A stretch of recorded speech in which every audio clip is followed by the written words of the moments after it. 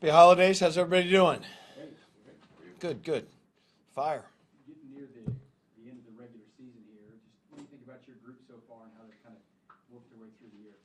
You know, it's been a really good group. I'm proud of the way they've played. They have continued to work, continued to get better. We got great people in that room. Feel really good about the depth that we've got and kind of the way some of the younger guys have developed and come along. But we've got a long way to go and pretty good challenge for us this week against Denver. Nick's first year with the sticker, hearing all that stuff. Spags earlier in the year was like, no question at all, this is our guy to be able to do that. Any sort of hiccups at all along the way with that part, or he just seems to have jumped right in? Yeah, I would say the exact opposite of hiccups. It's been, not that there was a high level for improvement because he started out doing really well with it, to be honest. It's very natural for him. It doesn't faze him. He does an excellent job communicating. Even when we get thrown into, it hasn't been perfect by any means. There's some challenging situations that offenses have put us in over the course of the year that have come up, but he's unfazed. He doesn't get rattled when those things come up. It's been really good and smooth, for sure. Coach, on the subject of Nick Bolton, I'm going to take you back to your time in New England. You had a couple of prolific, productive linebackers there in Mayo and as well as Hightower. Yeah. What are some of the similarities between productive linebackers that you see and the way it translates with Nick?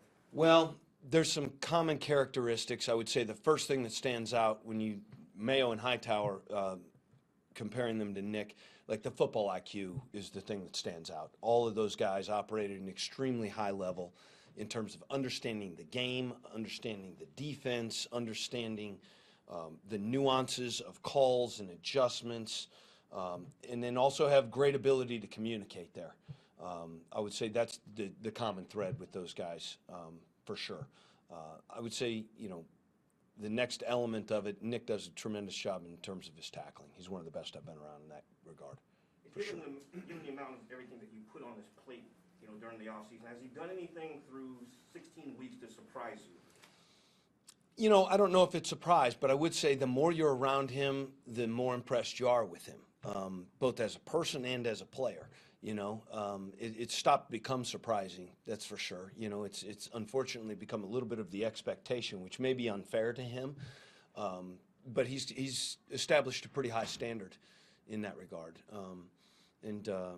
He's still a young player. He's going to continue to get better. There's still things every day that he looks at. Yeah, I missed that. I should have done this, which is great to see.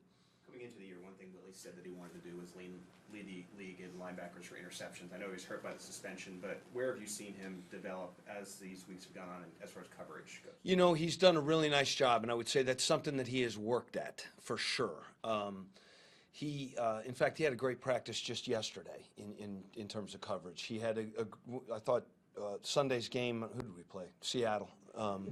It's been a long time ago in my world.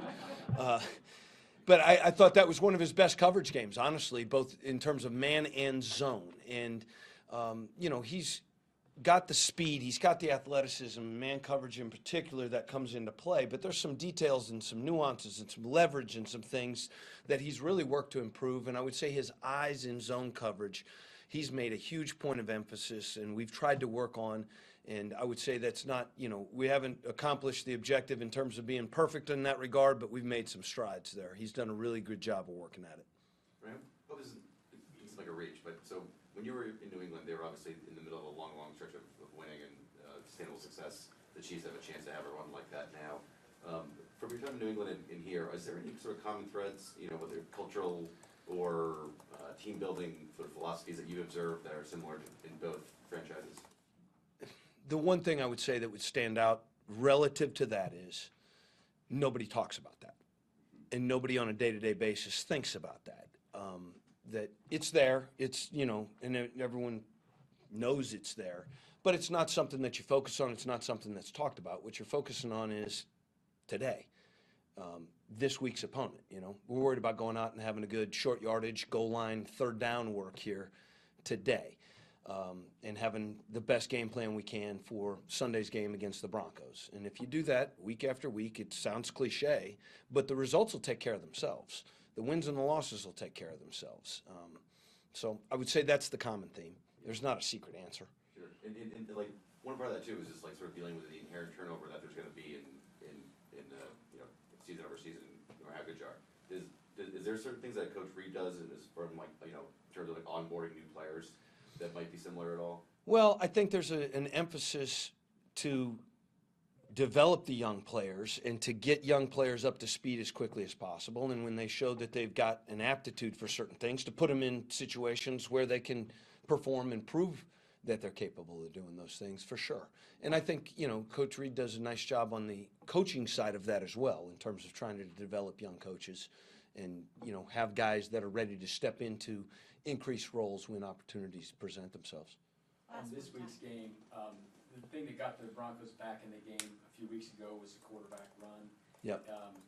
What's the responsibility level for your guys to kind of not allow that to happen this time? Well, that's a good question, and it presents a huge challenge. You know, Wilson does a great job of extending the downs. He, most of the time, is looking to get the ball down the field when he extends downs, and is capable of running with it, you know, if you don't have the rush lane secured to where he's got an opportunity.